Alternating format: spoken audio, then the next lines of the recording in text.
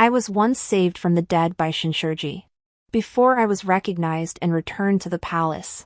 He taught me to read and write and practice martial arts, treating me with utmost kindness, until I killed the woman he had loved for years. To avenge her, Shinshurji became my prince consort. He spent years plotting to turn everyone against me, torturing me in every way before finally throwing me back into that pile of corpses. Shinshurji said that the greatest regret of his life was saving me back then. So, upon being reborn, I quickly climbed out of the pile of corpses on my own. Later, I heard that it had rained heavily that day. The once arrogant Shinzayahui, disregarding the filth and mud, knelt half-bent in the pile of corpses, digging until his hands were covered in blood. All to find a little beggar. Chapter 1. Shinshurji still killed me. On the anniversary of Suyun's death, he used the dagger stained with Suyun's blood, stabbing it into my body bit by bit. He then twisted it viciously, his eyes red with hatred, asking, "Why did you kill Ayun?" Shinshurji had asked this question many times. I had answered. I said I didn't. But Shinshurji didn't believe me. After all, everyone knew that the princess, who had been found in the countryside, was deeply in love with the young marquis. Unable to force the young marquis to marry her, she killed the woman he loved out of hatred. And now, Shinshurji was asking this question merely to find an excuse to tighten his grip on the dagger. His hands trembled violently, so much so that even I could feel it. Yet this man, who had previously broken my limbs and tortured me in every way, had never shown the slightest mercy. So I smiled at Shinshurji again. Shinshurji, what are you afraid of? Now that he is the grand tutor of the new dynasty, killing an unloved princess of the former dynasty is as easy as breathing. And all of this is merely his preparation to avenge Suyen. Shinshurji clenched his lips tightly and suddenly let go of my hand. He let me fall into the pile of corpses and once again became expressionless. Shi Cheng, Shinshurji called out to me, looking down on me. The thing I regret most is saving you back then. I died, but it felt like I wasn't completely dead. So I saw Shinshurji return and set fire to my former princess's mansion. Everyone praised Shinshurji for his noble sacrifice, saying that the remnants of the previous dynasty deserved to die. Shinshurji remained calm throughout, until he saw the empress by the new emperor's side. Weiji brother, Su Yuan, who had been resurrected, called out to him in the same intimate manner as before. Shinshurji stared at her, unable to tear his gaze away for a long time. I heard Suyen explain to Shinshurji with a tone of apology, saying that the former emperor was depraved and tyrannical, leaving the people in dire straits. She had no choice but to frame Shinshurji. After all, he was a man of great talent, and the new emperor had already intended to recruit him. But the Shin family had been hereditary earls for generations. How could they so easily betray their country? So she set the fire. This is all my fault. Weiji brother. Suyen tightly grasped Shinshurji's hand, her almond-shaped eyes brimming with tears, looking pitifully charming. Whatever Weiji brother wants in the future, I will compensate you. The words carried a hint of ambiguity.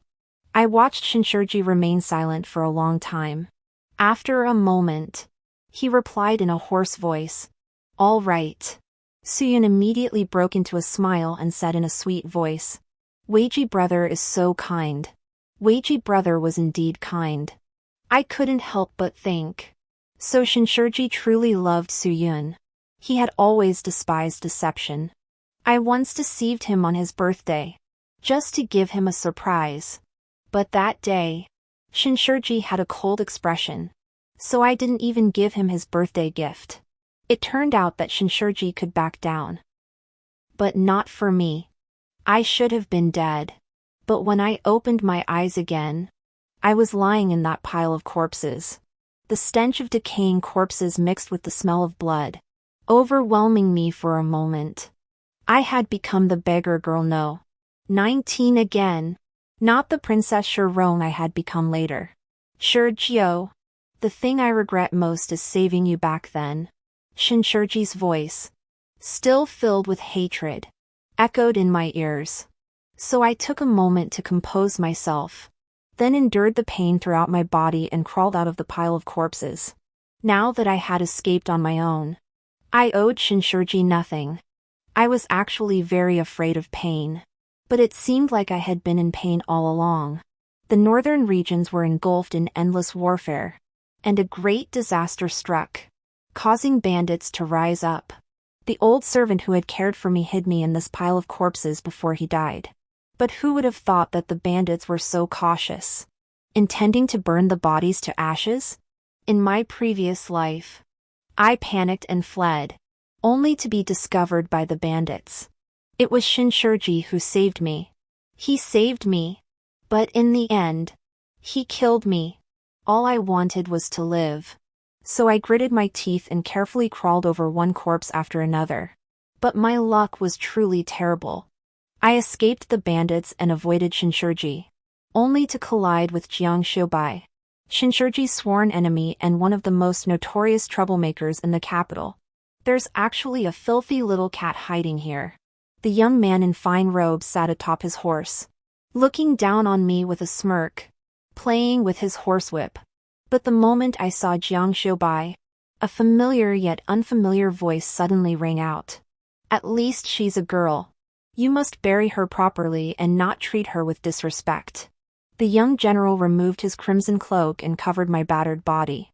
He built a grave for me, giving me a place to rest in peace. That was the scene after my death. Back then, for Shinshurji, I caused Jiang Shoubai no end of trouble. Yet in the end, it was this man who left me with the last shred of dignity. So I felt that perhaps I had been lucky after all. Because I had met Jiang Shoubai. You have the courage of a kitten, it's of no use. Seeing me staring at him in shock, Jiang Shoubai seemed to think I was scared. So he raised his horsewhip to scare me. But there was a bag of silver at my feet. Take the money and get out of my way. The pain throughout my body made it almost impossible for me to stand. So I decided to take a gamble. A corner of the bright red cloak hanging from the horse's back caught my attention, and I clutched it tightly. Jiang Shoubai instinctively lowered his whip. Save me, please. My voice was hoarse and barely audible. I had only enough strength left to say those words. But I desperately wanted to live. Before losing consciousness, I faintly heard Jiang Shoubai roar in anger.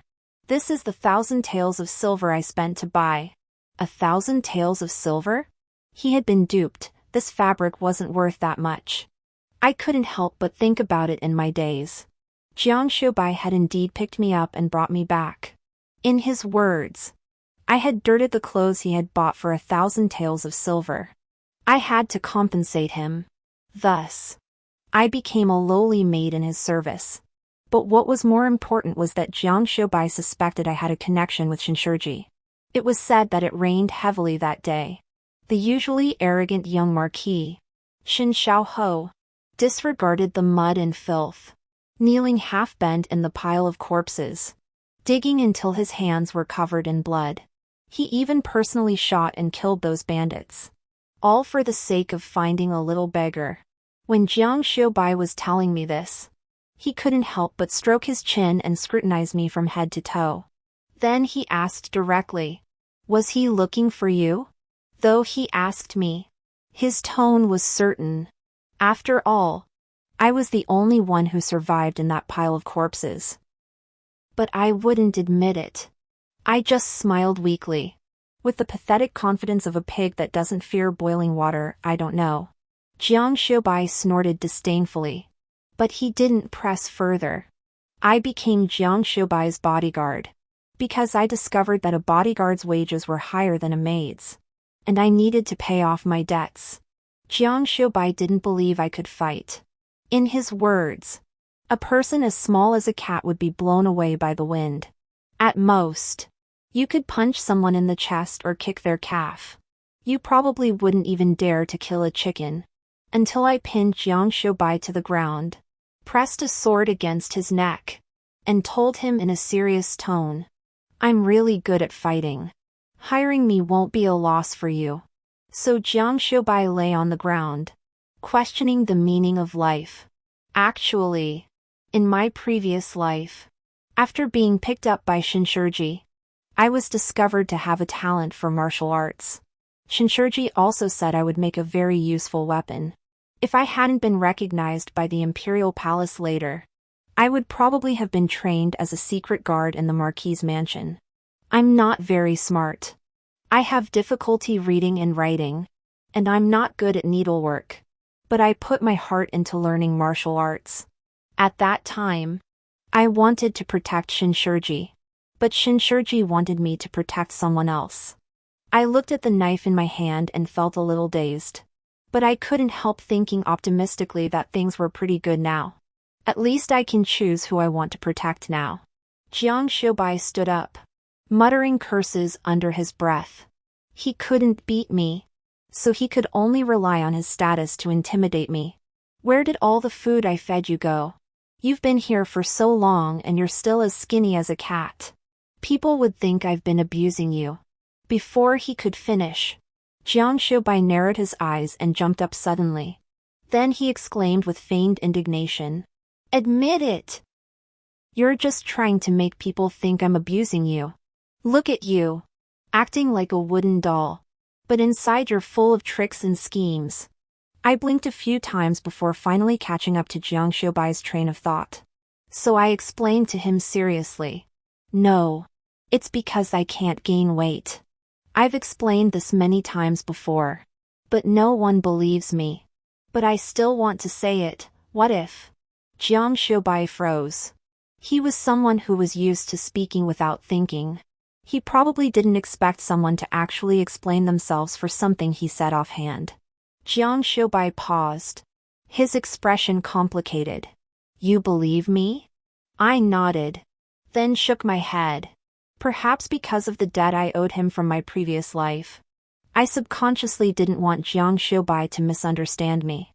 So Jiang Xiubai looked at me, scratched his head, sighed deeply, and looked a bit troubled. "This is bad. How did I end up with such a fool?" I corrected him. "I just don't like to lie." Jiang Xiubai nodded randomly, indicating he understood. But from then on, my food always had a faint bitter taste of medicine.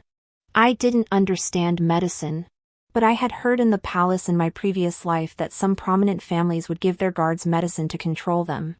I suppose Jiang Xiubai doesn't trust me either. I wasn't too upset about it. Well, maybe a little bit. But I dared not let myself feel too disappointed. Until, after some time, I noticed that my body showed no signs of illness. I even rarely caught a cold. I went to ask Jiang Xiubai, "You still have the nerve to ask?" Jiang Xiubai pretended not to hear me at first. But after I asked him repeatedly, he couldn't help but glare at me angrily. He then looked away in disgust. "My precious medicine could turn a dog into a pig. But you, after being fed for so long, are still as skinny as a beggar on the street." He said the last sentence very quietly. But I have good hearing, so I understood. Oh. So those herbs were meant to nourish my body. I bit my lip and told Jiang Xiubai seriously, "Those herbs are a waste on me." I just wanted to find a way to repay Jiang Xiubai's kindness. But it seems like I'm only accumulating more debt. I don't want to go back to that ruthless palace. But I didn't have the money to repay the herbs. Jiang Xiubai didn't want to hear this. So he glared at me. "What do you mean? A waste? When I first found you, you were sick all the time. Now you can fight 4 of my guards by yourself. This proves that I'm a good master. Go back and tell my parents that I'm a capable man." I didn't say a word, but I was thinking about how I could pay back this debt. Jiang Xiubai probably guessed what I was thinking. So he scoffed. "You wouldn't be thinking that I'm a sucker, would you?" I looked up at Jiang Xiubai and nodded. This young master of the Jiang family was famous throughout Yongzhou for being a sucker. For example, The cloak he bought for 1,000 taels of silver was actually made by a poor, unknown embroideress who couldn't even afford the doctor's fees. Jiang Xiubai was so angry he laughed. You can't even lie about cursing your master in your heart. You really are a block of wood. Though he was scolding me, his eyes were filled with laughter. Until I added, my life isn't worth much. That silver could buy many people like me. In my previous life, Shinshurji had taken me back and sought a doctor to examine my body. So I knew he had spent a lot of silver. I wanted to live, but I couldn't owe anyone too much. When what you owe exceeds what you can repay, living becomes a luxury. Especially since Shinshurji's kindness toward me all came with a price tag. I had already been taken advantage of. Then I saw the smile fade from Jiang Xiubai's face. After a moment, he tugged at the corner of his mouth. In a mocking tone, he whispered, "That's why I hate this world that treats human life like grass." This world is indeed a place where human life is as worthless as grass. Massacres are everywhere, and life is the least valuable thing. I watched Jiang Xiubai in silence, feeling that there was a kindness in him that didn't fit into this world. This wasn't a good thing. But it didn't matter. I would protect Jiang Xiubai no matter what. He dared not kill. So I would kill for him. Jiang Xiubai hadn't intended to wait for my response. He thought for a moment, then suddenly smiled and said, "Since you're so eager to repay your debt, then help me with something." "All right." I agreed without hesitation. Jiang Xiubai returned to his usual carefree demeanor. The momentary heaviness I had felt earlier seemed like a figment of my imagination. Jiang Xiubai had come to Yongzhou to visit his maternal grandfather. He encountered Shinshurji again on his way back to the capital. The two groups of people crossed paths, and I should have avoided him. But then, stray soldiers blocked the way, and black-clad assassins intercepted us. Jiang Xiubai cursed. It must be that scoundrel Shinshurji who brought them here. Jiang Xiubai firmly believed that he was well-liked by everyone, and no one in the capital or Yongzhou would dare to harm him. He told me to stay in the carriage and not move, saying that it wasn't proper for a girl to get involved in fighting. I didn't say a word, but I clenched the knife in my hand tightly. The enemy was clearly well prepared. Jiang Xiubai cursed Shinshurji while running to save him. A long sword was thrust toward Jiang Xiubai. Shinshurji, who was being protected by Jiang Xiubai, clearly saw it but stood there indifferently without uttering a word to warn him. Until I stepped in front of Jiang Xiubai. The long sword pierced his shoulder, but the bandit's head was severed by me. This was the simplest and most effective method. But blood still splattered onto Jiang Xiubai's clothes. I heard that this outfit was quite expensive. I looked at Jiang Xiubai's suddenly darkened expression and instinctively shrank my neck, stammering, "Actually, I was trying to protect you. Who taught you to use such a reckless method to protect others? One that harms yourself as much as it harms the enemy?" Jiang Xiubai dragged me back, his voice almost grinding his teeth.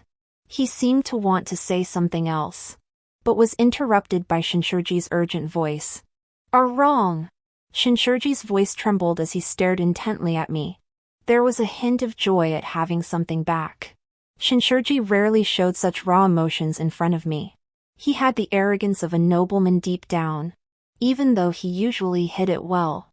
To him, I was just a beggar he had saved from the dead. So Shinshurji had always been stingy with his trust toward me. But now, Shinshurji was standing right in front of me. His eyes were red, and he struggled to suppress his emotions. "I found you." He didn't hide his unusual behavior at all. The aloof young Marquis of Shin shouldn't have gone out of his way to find a beggar outside Yongzhou City. The gentleman praised by everyone in the capital shouldn't have turned a blind eye when his savior was in danger. Only Shin Taifu, who later endured humiliation and became the emperor's son-in-law, and then helped the new emperor overthrow the old dynasty.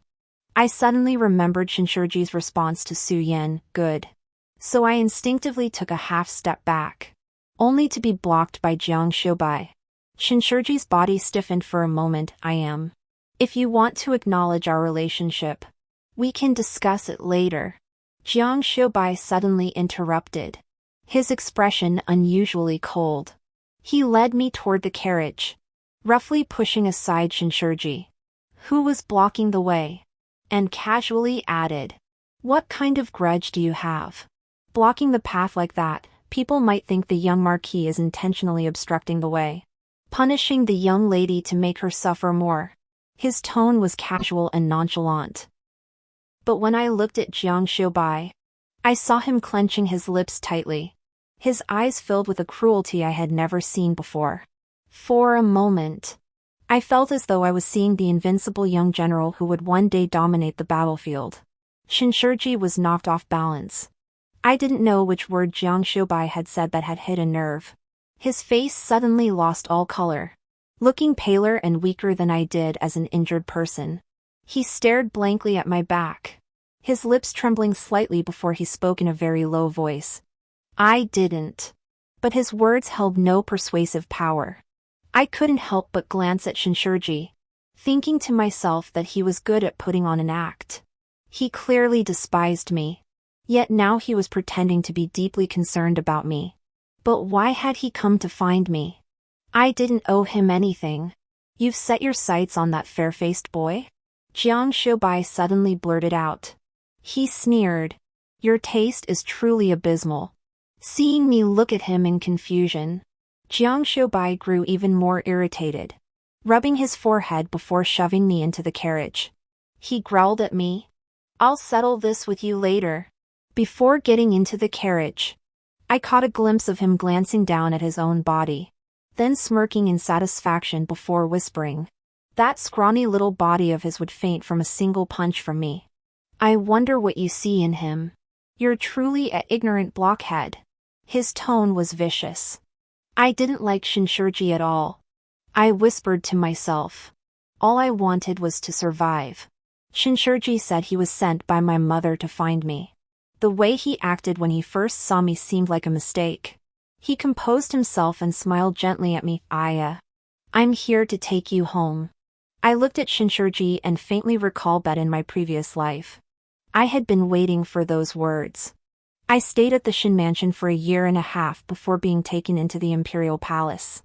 But there were simply too many princes and princesses in the palace. And I was the most inconspicuous one. The palace was a place where people were devoured, and the princess's mansion was cold and desolate. I kept thinking about when Shinshurji would come to take me back. But I waited for a very long time, only to have Shinshurji burst into my princess's mansion with a sword, his eyes bulging as he demanded, "Why did you kill Ayu?" That day, I nearly died at the hands of someone who couldn't fight. I had no home, and I couldn't wait for someone to come and take me home. Jiang Xiubai didn't say a word. To be precise, since the day I was injured, Jiang Xiubai hadn't spoken a single word to me. But now, his silence suddenly made me panic. So I instinctively grabbed Jiang Xiubai's sleeve. Just like the day we first met, when I grabbed the corner of his cloak and held it tightly. I asked him blankly, "You don't want me anymore?" The words came out, but they felt wrong. So I licked my dry lips and hurriedly added, "I still owe you the silver. And there are those herbs. And there's also that thing you asked me to do earlier that I haven't finished." My voice grew softer as I spoke, and I suddenly realized something. Although I wanted to repay Jiang Xiubai, it seemed like I had been nothing but a burden to him all along. Jiang Xiubai stared at me blankly. After a moment, he turned away and muttered under his breath, then couldn't help but raise his arm to cover his eyes. "You're such a stubborn piece of wood." Jiang Xiubai spoke very softly, but I still heard him. I watched as the tips of his ears, hidden beneath his black hair, gradually turned red. He then pretended to cough casually. "She doesn't want to go with you." His expression carried a hint of pride. I had thought Shinshurji would insist a little more. But this man only stared intently at my hand pulling Jiang Xiubai's sleeve, the light in his eyes fading bit by bit. Finally, he said in a hoarse voice, All right. This was completely unlike Shinshurji's nature. I instinctively felt that Shinshurji would not give up so easily. After all, he needed a reward. A reward for finding the royal bloodline. Marquis Shin was known for favoring his concubines and destroying his wives. Although Shinshurji was only a minor marquis, there were many eyes in the marquis's mansion, both open and hidden, watching him closely. In his previous life, Shinshurji had used this reward to secure his position and had almost married the woman he loved. Now that he had another chance, he would only be more skilled. So I grew vigilant. Shinshurji noticed the caution in my eyes. His body, which seemed unsteady, swayed slightly, and his face turned pale, almost ghostly.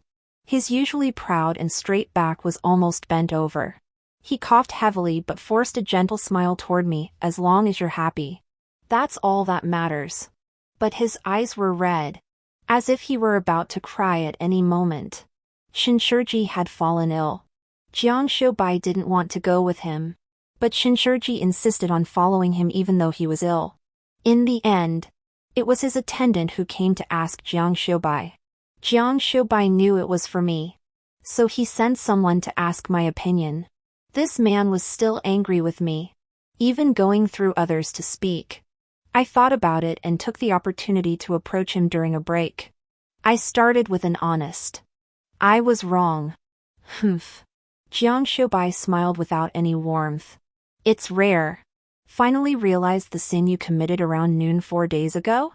I belatedly realized that he was referring to when I was injured.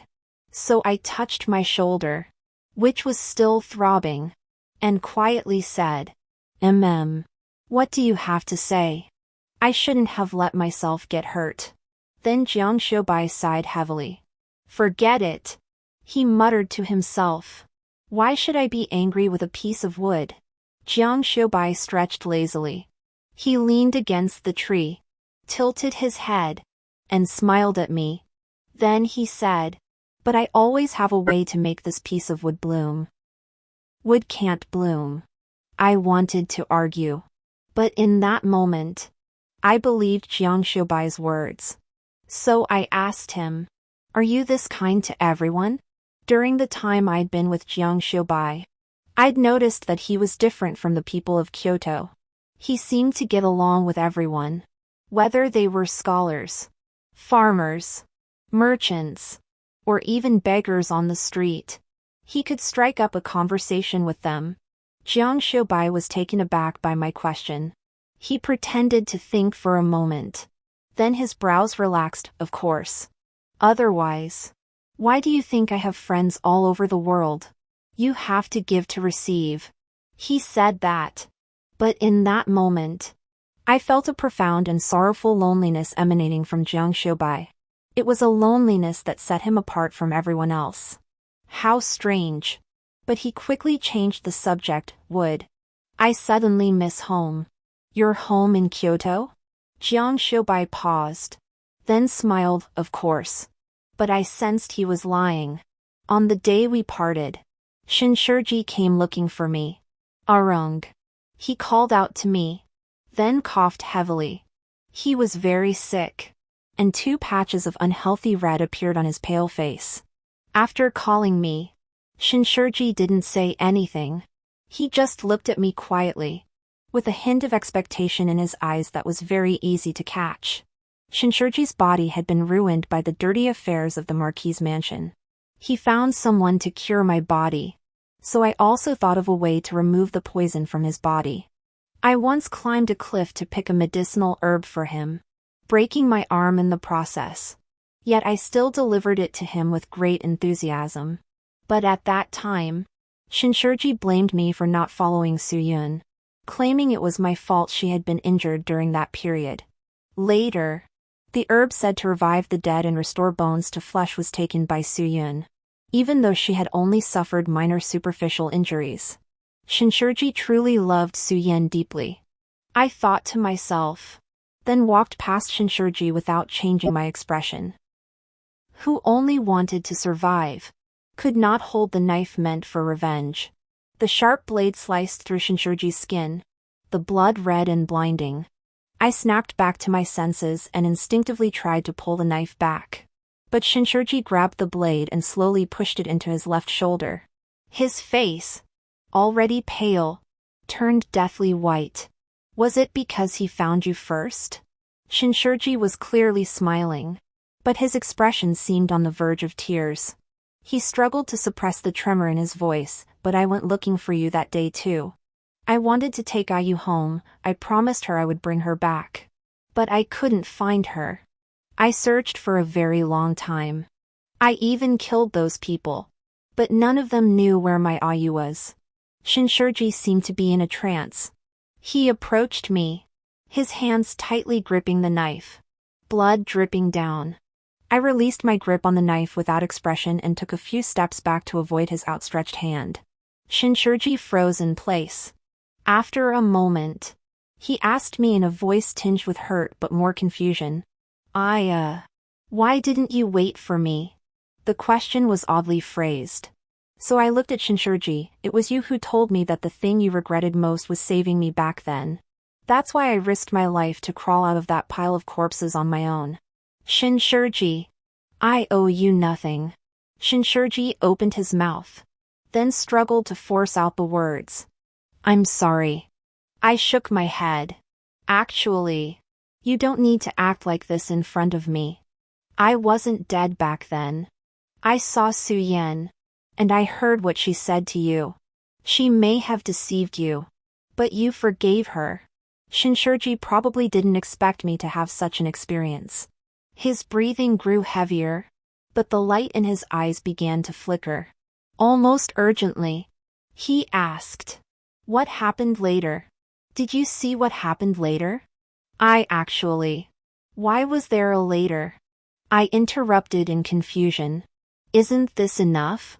You burned down my princess's mansion, became the revered minister Shin, and Su Yan is now the empress, who will compensate you in every way. This is what I saw.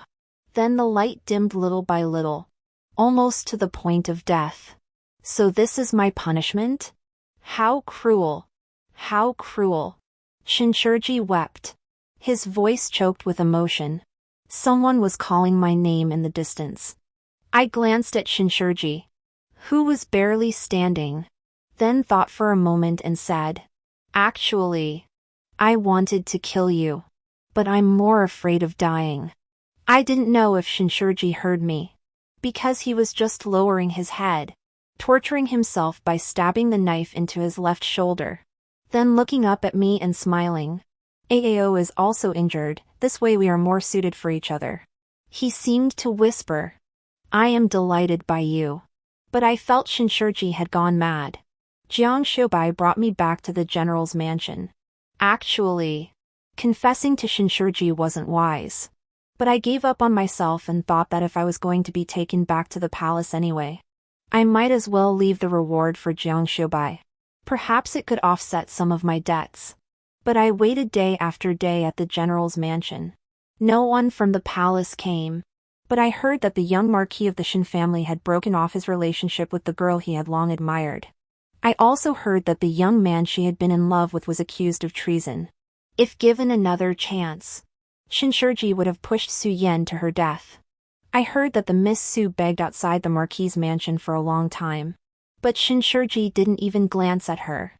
When Jiang Shoubai said this, he couldn't help but glance at me. Then he lectured me. Wooden head. You have to be more discerning when choosing a man in the future. Don't just look at his good looks. You have to consider his personality, character, physique, everything. I nodded slowly, thinking that Jiang Shoubai was absolutely right.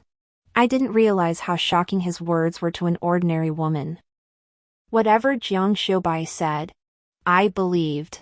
And clearly, this made him very happy. Until Zhang's second eldest sister's angry voice suddenly rang out, Qing Keir, you're corrupting Ajio again. Qing Keir was Jiang Shoubai's childhood nickname. It was said that when Jiang Shoubai was born, he was as small as a sparrow and exceptionally frail, nearly losing his life on several occasions. Perhaps inspired by the folk saying that a humble name brings good fortune. The general's wife had called him Qing Keir for years, hoping he would survive. When Jiang Shoubai heard his childhood name, he jumped up in anger, shouting, "I told you not to call me that anymore." Jiang Shoubai felt the name was too feminine and didn't suit his handsome, sturdy appearance. Jiang Er, his older sister, sneered, twisted Jiang Shoubai's ear, then turned to me and said, "He's always been a smart aleck. Just listen and don't follow his bad example." I glanced at Jiang Shoubai, who was grimacing but clearly smiling beneath it, and nodded. But when Jiang Erxi wasn't looking, I silently mouthed to Jiang Shoubai, "I know." So Jiang Erxi patted my head and praised me. "Ajio is so obedient." Jiang Shoubai was overjoyed. The people in the general's mansion treated me very well. I guess that Jiang Shoubai must have said or done something. But Jiang Shoubai said he hadn't. He asked, "Why can't it simply be because you're a good person? Father said you have a natural talent for martial arts and are down to earth, making you a rare gem. Mother said you're obedient and listen well. She can't find anyone in the mansion to talk to, but you're the only one who listens to her carefully. Since you came to the mansion, Mother has been much happier." Second sister also said that if she had a daughter, she would want her to be just like you. So, wooden head, why can't it be because you deserve it? I didn't answer, but I thought to myself, if I'm really that good, why didn't anyone like me in my previous life? No. Perhaps there was one. Jiang Shoubai's eldest sister, the current Empress Jiang. She was the only one who protected me in the palace. It was she who told me, "Little Ah you, if you can escape, flee this palace that devours its own." But I did not escape. Nor did Empress Jiang. The once proud daughter of a general's mansion died in that filthy harem. She died under a false accusation. The Jiang family was accused of treason, and Jiang Guifei was accused of corrupting the harem. Later, the charges against the Jiang family were dropped. The emperor shed a few tears, bestowed various titles and rewards, and the matter was swept under the rug. Thinking of this, my body stiffened instantly. The things from my previous life that had been forgotten for some reason came flooding back, and I felt as though I had been plunged into an ice cellar. At that moment, Jiang Shoubai was looking down at me and said, "My elder sister cannot leave the palace." So she had some small trinkets and fabrics sent to the mansion. They have already been delivered to my courtyard. "Let me take you there." "Jiang Shoubai." I suddenly grabbed Jiang Shoubai's arm, but the words stuck in my throat. I was afraid. Afraid that if I said those words, I would be treated as a demon. I had once seen a villager who had supposedly come back from the dead being dragged away by others and burned alive. But in reality, the so-called resurrection was merely a misdiagnosis by the doctor. "What's wrong?" Jiang Shoubai turned his head to look at me, his gaze as calm as ever. So I suddenly fell silent. I told myself that this was Jiang Shoubai, who had done so much for me. This was the general's mansion, which had been so kind to me. So I heard myself speak, my voice rough. I once had a dream. I still dared not tell Jiang Shoubai that I was the one who had been resurrected. I could only invent a dream and strain my brain trying to recall what had happened that year. It all began when one of General Zhang's subordinates defected and falsely accused the general's mansion of colluding with the enemy and betraying the country. Empress Jiang was deeply favored by the emperor, and General Jiang, who commanded a large army and enjoyed the people's support, had become a thorn in the side of those in power. The general's mansion was bound to fall. This was told to me by an old nurse who was on her deathbed. That deputy officer was personally bound and brought there by Shinshurji. At the time, I had gone to see Shinshurji and caught a glimpse of him from afar. That man has a scar on his left cheek and a large black mole on his chin. His surname is Zhang. I tried to describe the so-called dream in greater detail. There was also a maid named Lianxin by Jiang Guifei's side. She wasn't a good person. She was the Empress's confidant and later falsely accused Jiang Guifei of. Before I could finish, I suddenly stopped. I felt like I had said too much. And it didn't sound like a dream anymore. So I bit my lip and cautiously looked up at Jiang Xiubai, even though it's just a dream. I feel like it's about to happen. My voice trembled slightly. I didn't know if Jiang Xiubai would believe me. So I started to think wildly about what I would do if Jiang Xiubai didn't believe me and how I would resolve the future crisis. I understand. But Jiang Xiubai just hummed in response. Then raised his hand to stroke my head. I'll investigate these people. You stay at the mansion and wait for my news. This time it was my turn to be taken aback. You believe me? Of course I believe you. Jiang Xiubai suddenly broke into a smile. Then sighed as if joking. If I didn't believe you, how hard would that be for you? Those few words made my eyes well up. For a moment, I thought how wonderful it would have been if I had met Jiang Xiubai first in my previous life. He would have believed me. And I wouldn't have ended up like this. Why are you crying? Jiang Xiubai suddenly became flustered. He frantically searched for a handkerchief. Stammering. I was just joking. If you don't like it, I won't say it anymore. His voice grew softer and softer. Finally, Jiang Xiubai shut his mouth and took out the snack bag he carried with him, asking me cautiously, "Want some?" I didn't know when Jiang Xiubai had started carrying around some sweet snacks. He said that the guards following him were skinny and small, and even he, as their master, was looked down upon because of them. I nodded, but my eyes were still red. I couldn't tell if it was because I was afraid of being discovered or because of what Jiang Xiubai had said. But Jiang Xiubai sighed in relief. He lay on the recliner, his hands behind his head, quietly watching the sky. When I finished eating, he remained in the same position. Would. He called me, turning his head to look at me with a smile in his eyes. I actually really want to go home. You're already at the general's mansion. This isn't my home. Jiang Xiubai smiled and pointed to the sky. My home is very far away. Perhaps I'll never be able to return there in this lifetime. I was taken aback and blurted out. Could you be an immortal? Jiang Xiubai was so amused that he covered his stomach and laughed. Well, you could say that. He tilted his head. After all, people from where I come from can fly to the heavens and dive into the seas. To you, we are indeed like immortals. We are the same. Jiang Xiubai stood up. He seemed to want to pinch my cheek but then remembered something and curled his fingers.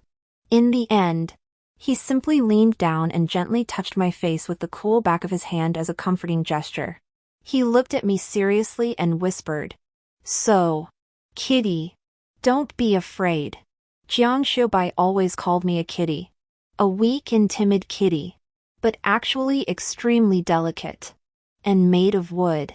Jiang Xiubai disappeared for a while. When he returned, I heard that an adjutant in the military camp had been beheaded. He was accused of treason, with irrefutable evidence. Things are a bit tricky with my older sister. After all, she's connected to the Empress. Jiang Xiubai pinched the bridge of his nose and comforted me. But don't worry. I'll keep an eye on her as well. I felt reassured. Wooden one, you saved us. Jiang Xiubai smiled, his eyes sparkling. Seeing this, I felt a rare blush rise to my cheeks. Later, he became busy again and didn't want to take me with him. So Jiang Er's sister took me out of the mansion to play. Then I saw Su Yan. This was the first time I had seen her since my rebirth. The memories of the new Empress, who had been pampered and elegant, gradually faded away. The Su Yan I saw now was shrouded in a gloomy aura. When she saw me, her gaze was cold and unsettling. But this time, I didn't return with Shinshurji, so Su Yan shouldn't have recognized me. For some reason, I suddenly felt a pang of anxiety. Then Su Yan suddenly smiled. She stood there, silently mouthing the words. So it's you. That night, I had a dream. To be precise, it shouldn't have been just a dream. I saw Shinshurji return to the pile of corpses, frantically searching for my body. He searched for a long time, his hands covered in blood, yet he never stopped. Until Suyin came to find him and asked what he was looking for. Shinshurji remained silent for a long time. The young Grand Tutor, tall and elegant, had mud stains on his sleeves, and blood trickled down his palms. Nothing, he finally murmured after a while. I think I accidentally lost something. If it's lost, it's lost. Suyen sighed in relief upon hearing this. She wanted to pull Shinshurji closer, but the scent emanating from his body deterred her. She could only smile sweetly and say, "Whatever Micro-Ji wants, Ah Yan will find it for you." Shinshurji said, "All right." But I clearly saw the surging yet suppressed hatred in his eyes. Who was he hating? Later, I found out that Shinshurji hated Su Yun, but he hated himself even more. He had calculated every step to bring Su Yun down from her position as empress to a prostitute ridden by thousands. Then, when Su Yan was filled with hope, waiting for him to appear, he cruelly plunged her back into despair. He severed Su Yan's limbs and locked her in a dark, windowless dungeon. Everything Shinshurji had done to me was now being done to Su Yan.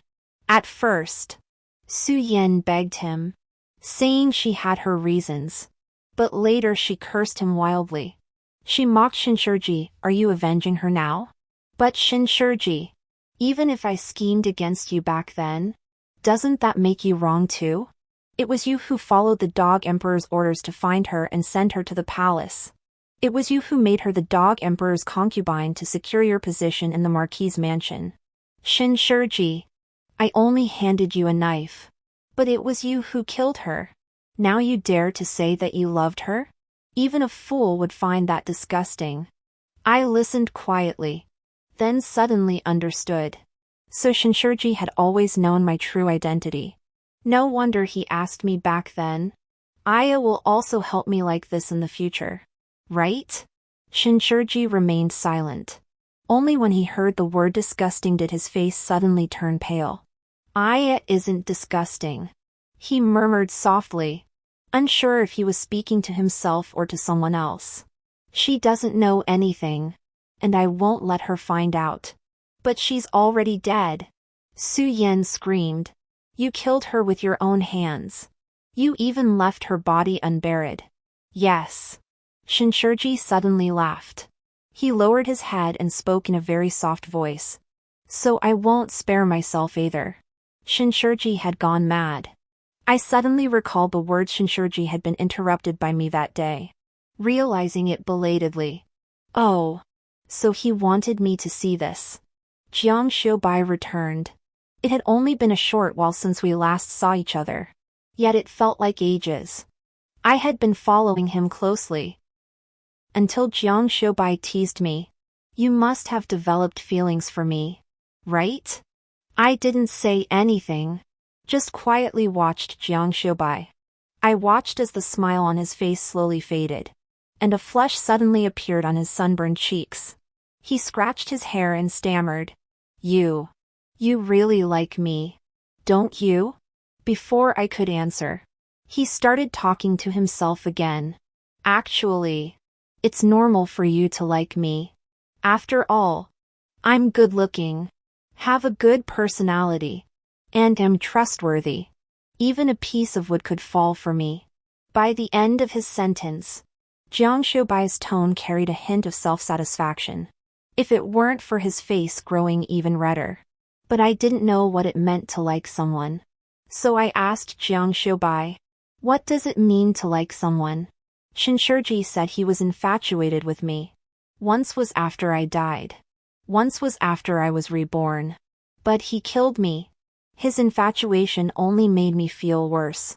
Jiang Xiubai sensed something was off and immediately grew wary. Did someone say that to you? I didn't want to lie to Jiang Xiubai. So I nodded. Which little brat took advantage of me being away to steal your affections? Jiang Xiubai was so angry he rolled up his sleeves and cursed. If I catch him, I'll hang him on the city wall for 3 or 4 days. His expression was quite comical, dispelling all the negative emotions I had felt from the dream. So I couldn't help but curve my eyes. Do you think he likes you? Jiang Xiubai followed up with a laugh. What do I think? I thought about it carefully and shook my head. He almost killed me, then told me he was wrong, saying he actually likes me. That can't possibly be love. Jiang Xiubai blurted out almost before he could stop himself. Perhaps fearing I didn't understand. He added, Chengxing really likes you. That brat never bothers with anyone else. Yet he goes out of his way to act cute and charming in front of you, thinking that's how he'll make you like him more. Chengxing is the son of Jiang Xiubai's second older sister. Jiang Xiubai snorted coldly but couldn't help but smile. That day, my second older sister's husband brought back pastries from the Lotus Pavilion for her in Chongqing. He thought the pastries were delicious, so he secretly hid a piece, waiting to give it to you. I recalled the day Chongqing brought me the pastries, and how he cried tearfully when he carefully unwrapped the handkerchief to find the pastries crushed. And I couldn't help but smile. Look, even children know that if you like someone, you should save the best pastries and find ways to please the person you like. There is no such thing in this world as hurting someone you love because of a misunderstanding or ignorance. If you are hurt in any way, then it is not true love. Jiang Xiubai propped himself up on his knees and looked straight at me. His eyebrows and eyes curved. Little Wood, remember this, if you yourself have never felt that affection, then it cannot be called love. I looked at the small reflection of myself in Jiang Xiubai's light-colored eyes. Seeing that familiar face, I couldn't help but smile with a lightness I had never felt before. So I awkwardly avoided his gaze and after a moment, whispered to Jiang Xiubai, I don't have a name. Like Jiang Xiubai, I nearly didn't survive my childhood. But I was far less fortunate than he was. Because I was born on the 19th day of the 12th lunar month. My mother casually named me 19. She didn't even give me a proper name. She believed I wouldn't live long. So there was no point in giving me a name. Later, I entered the palace. I was merely a girl brought in to serve as a human medicine for the emperor. So there was no need to waste time on a name. So I was called Shurjiu. From beginning to end, I never had a name of my own. Jiang Xiubai froze, seemingly unable to process why I was saying this, until I cautiously asked him again. So, Jiang Xiubai, can you help me choose a name? He opened his mouth. I continued on my own, actually. I think the surname Jiang sounds nice. I looked at Jiang Xiubai, my tone tinged with a hint of hope I hadn't even noticed myself. Is that okay? Jiang Xiubai took a deep breath. He straightened up and teased. Are you sure? If you take my surname, you'll be my person. He seemed to have returned to his previous carefree demeanor, but his voice trembled slightly.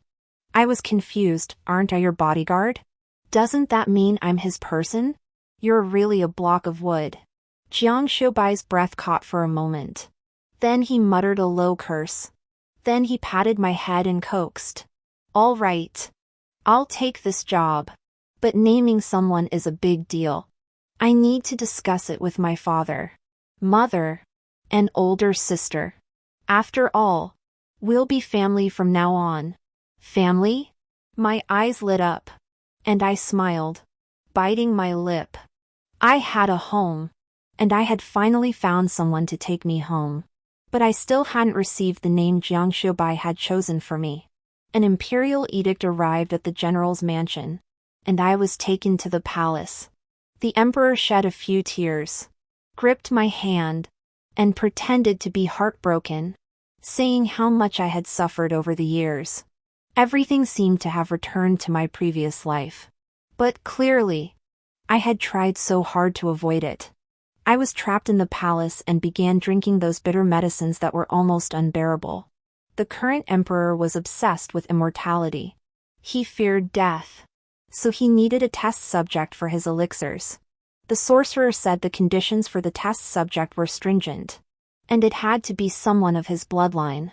Among all the princes and princesses in the palace, I was the only one who fit the criteria. So I was named Sergio. But clearly, I was so close to having my own name. Empress Jiang came to see me. She bore a striking resemblance to Jiang Xiaobai, especially in how she fed me. After all the effort I put into raising this little one. That bastard ruined him. Empress Jiang pinched my face, gritted her teeth for a moment, then softened and coaxed me. Eat one more piece. Look how skinny you've become.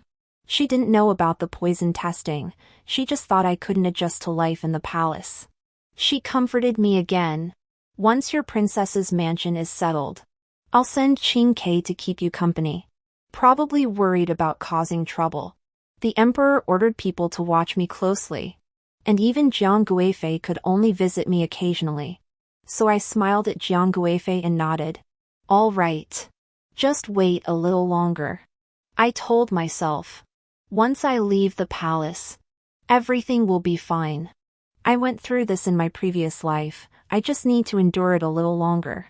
As I thought this, I couldn't help but find the medicine bitter and hard to swallow.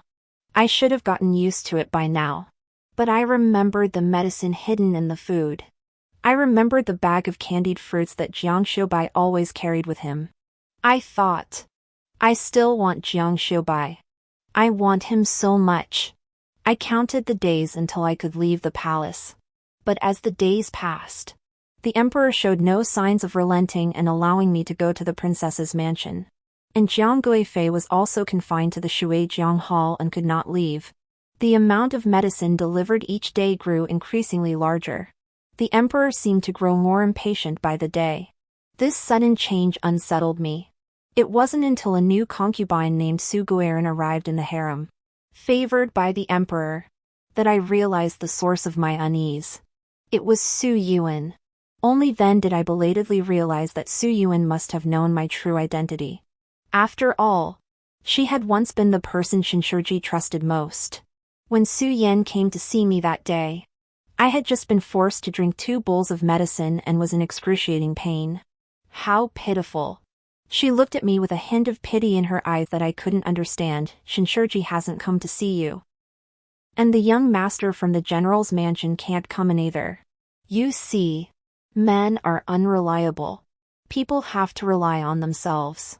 I didn't really want to pay attention to Su Yan, but I had to admit that her last sentence was spot on. So I smashed the bowl and thrust the shards into Su Yan's chest. I do have to rely on myself. I whispered. So I'll have to take revenge myself. But the medicine was harmful to my body. So I used all my strength. But I only managed to give Su Yan superficial wounds and make her bleed a little. You mad woman! She screamed in pain. The palace attendants hurriedly pulled me away. I tilted my head to look at Su Yan. Her hair disheveled and her appearance disheveled. No longer the arrogant figure she had been earlier. And suddenly I laughed. I thought it was indeed because of Jiang Xiaobai. I've become much bolder now. This is good. The palace was in chaos. The emperor suddenly fell seriously ill. And the position of crown prince had been vacant for a long time. Several princes were openly and secretly vying for the position. This was something that had never happened in my previous life. Soon after, the 3rd prince forced the emperor to abdicate. On the day of the palace coup, Shinshurji found me. It was the first time I had seen him since I arrived in the capital. The usually dignified and proper young marquis now exuded a cold, murderous intent. But when he saw me, his expression suddenly softened into the familiar gentle smile I knew. He reached out his hand to me. Cautiously. I'll take you away. I sat there, quietly watching Shinshurji. I watched his fingers twitch. Then he called me Arong again, sounding awkward. This place isn't safe, Shinshurji said hoarsely, his eyes reddening. I'll take you away first. Once this is over, I'll send you back. He paused, then spoke each word with great difficulty. You can go wherever you want. But I don't want to go with you. I shook my head and said. Jiang Xiubai said he'd come to take me home. I believe him. So I'll wait for him. But it was clearly me who found you first.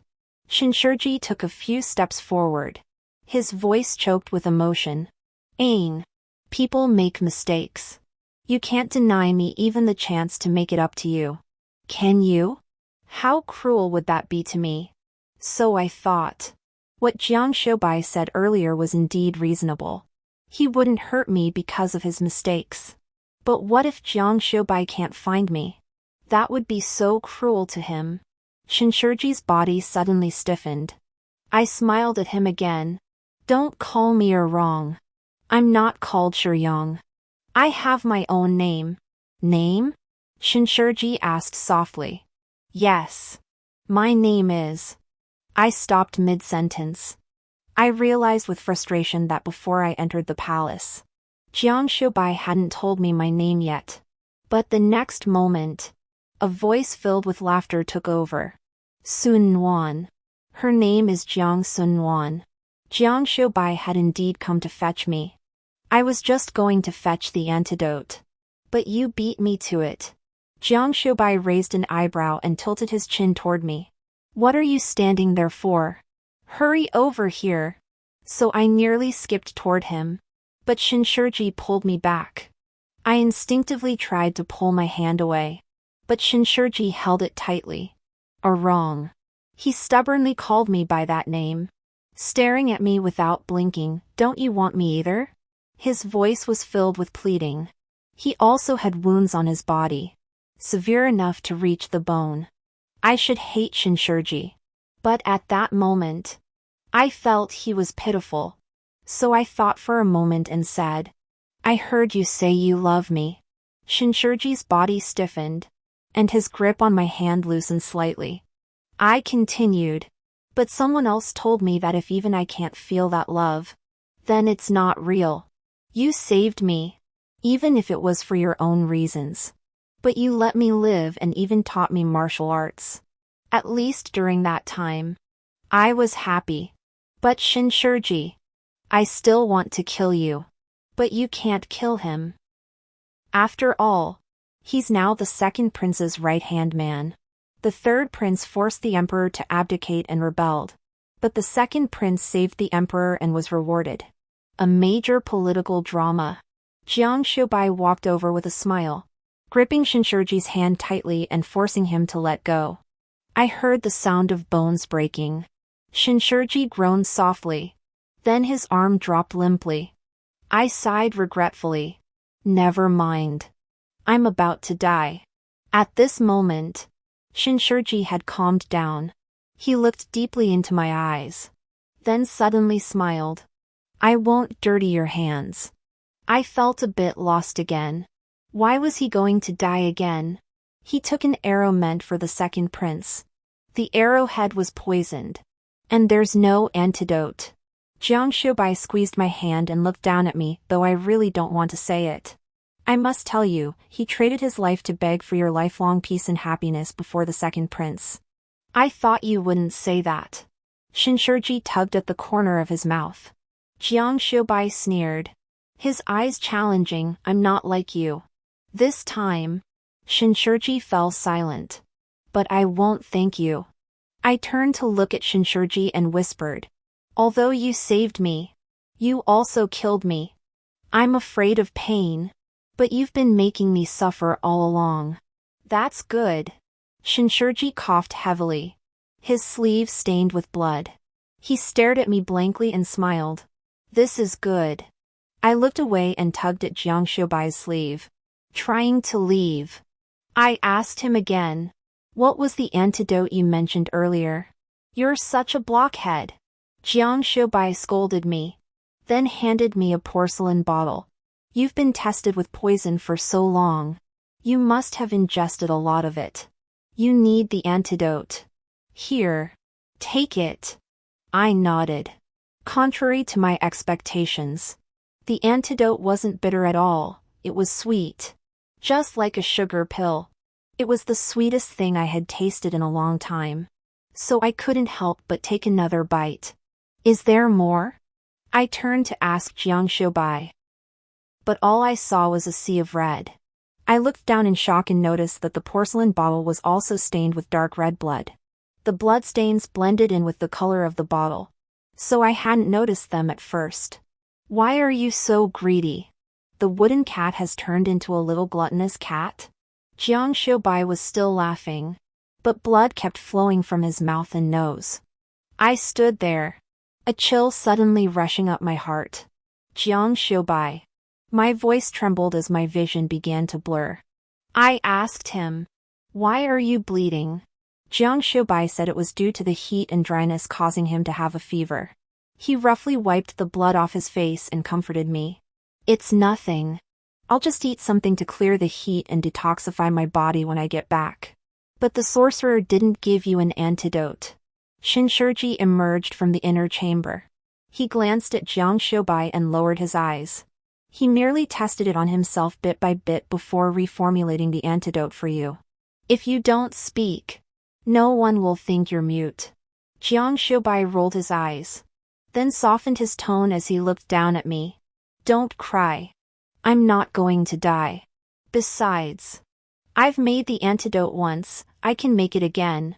He tried to wipe away my tears, but when he saw his own blood-stained hand, he reluctantly withdrew it. Finally, he fumbled around, trying to comfort me. Stop crying. You're breaking my heart. But this time, Shinshurji only gave Jiang Xiubai a complicated look and didn't say a word. You're lying.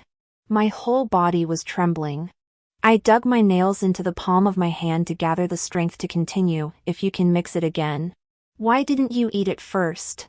Jiang Xiubai was speechless. After a moment, he sighed helplessly and smiled. You're usually so dull. How come you're so sharp now? Enough.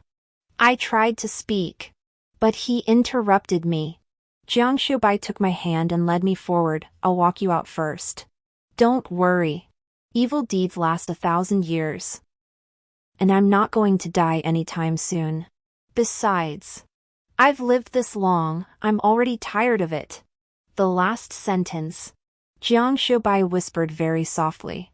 But Jiang Xiubai had lied to me. He had been wounded by an arrow. To prepare the antidote for me as quickly as possible, Jiang Xiubai had even increased the dosage. Now, the arrow wound and the poison were both taking effect. As we approached the palace gates, a large group of guards rushed forward. Their numbers far exceeded those Jiang Xiubai had brought with him. They were the third prince's men. I didn't know who had informed on us. But it didn't matter anymore. They surrounded us, waiting for a single command. Though I'm reluctant, I may have to break my promise. Jiang Xiubai gasped softly, but his face still bore a smile. But at least we're almost there. You just need to take that final step alone. I couldn't speak, only wiping the blood from his body over and over again. Enough. Jiang Xiubai grabbed my hand, smiling. A pretty little girl is getting all dirty. Speaking had become extremely difficult for him now. Jiang Xiubai pushed me gently outward and coaxed. You go first. I'll come find you later. But this time, I didn't believe Jiang Xiubai's words. He probably noticed something too. Sighing heavily. All right. It wasn't a waste for me to have been so kind to you earlier. Those 1,000 taels of silver were well spent. Even at this moment, he still had the nerve to joke around. They say the soul returns to its homeland. I can go home now. Aren't you happy for me? I knew what Jiang Xiubai meant by going home. So I remained silent and tried to pull him up again. Stay and talk to me. Jiang Xiubai held me back, looking at me with pleading eyes. A hint of petulance in his voice. We haven't seen each other in so long. Since there's no one around, let's talk properly. There were so many people around. Yet he insisted there was no one. My nose grew sore. And my voice choked up. What do you want to hear? Jiang Xiubai's eyes lit up. And his expression brightened. Anything.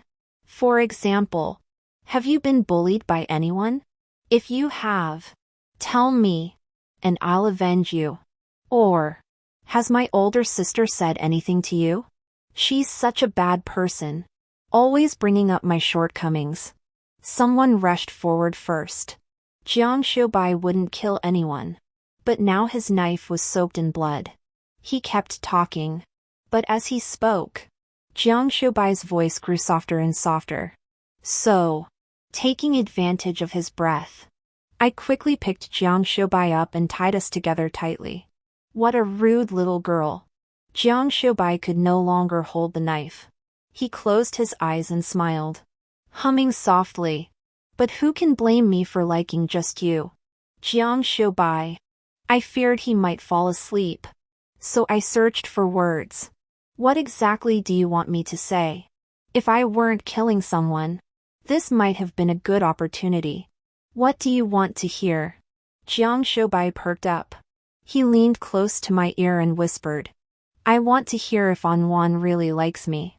I killed someone who tried to rush forward and hurt Jiang Xiubai. Then answered off-topic, Jiang Xiubai. I've done what you wanted me to do. Long ago. Jiang Xiubai asked me to do something for him. Then tell me why you're so desperate to keep living.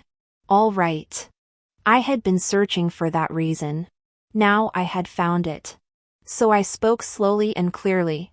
I want to walk from the south to the north. To see everything. Long before that, Jiang Guifei had mentioned that she had a mischievous younger brother. That brat can't sit still for a moment. He's always wanting to go out. And he keeps talking about walking from the south to the north. To see everything. Jiang Guifei said it with disdain. But her eyes were filled with laughter. She said she had heard many of her experiences from her brother. So I remembered it. But I'm cowardly. I need someone to accompany me. I'm also delicate. So the person accompanying me must be Jiang Xiubai. It can only be Jiang Xiubai. Jiang Xiubai. I'm afraid of dying. But I'm even more afraid that you'll die first. Jiang Xiubai was startled. Then laughed gloomily. That sounds great. It's the answer I like. But you're wrong about one thing. None of us will die. I murmured. The knife in my hand was already blunt. So I switched to another one. Wave after wave of people charged forward. Then wave after wave fell down. I didn't know how many people I had killed. I was just carrying Jiang Xiubai on my back. Slowly making my way toward the palace gates. Jiang Xiubai said he had always been a kite drifting outside this world. It was I who had shown him the direction of the string. His words were too mysterious for me to understand. But I knew I owed Jiang Xiubai a lot of silver as his bodyguard. I had to take him home. The sky was beginning to lighten. I faintly heard what sounded like reinforcements arriving. And someone anxiously asking how I was doing. But my vision was obscured by a sea of blood. And I couldn't see clearly. Until something hard poked my face. I instinctively turned my head to look. This time I saw clearly. It was a flower blooming in the blood. A flower carved from wood. The wood has bloomed. Jiang Xiubai's voice was so low it was almost inaudible. But it still carried a hint of a smile. Anwan. We're going home. Epilogue. Jiang Xiubai was taken away by his master. He was a wandering Taoist priest who had also secured Jiang Xiubai's soul when he was a child. When he saw me, the Taoist suddenly burst into laughter. I wondered why that boy's soul was so restless. It turns out he went to find you. This act of defying heaven and earth has indeed allowed him to find a way to achieve it. How rare! How rare! I understood the Taoist's words. And a bold guess began to form in my heart. But I wanted to hear it from Jiang Xiubai's own mouth. When will I be able to see him again? Why do you want to see him? The old Taoist asked with a smile. This time I answered decisively, I am deeply in love with him. What if it's for a lifetime? Then I will wait for him for a lifetime. The old Taoist laughed even louder, then wait. My child!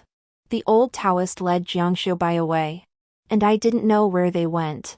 The Jiang family comforted me, saying that he had just gone out to play for a while. So I waited through the seasons.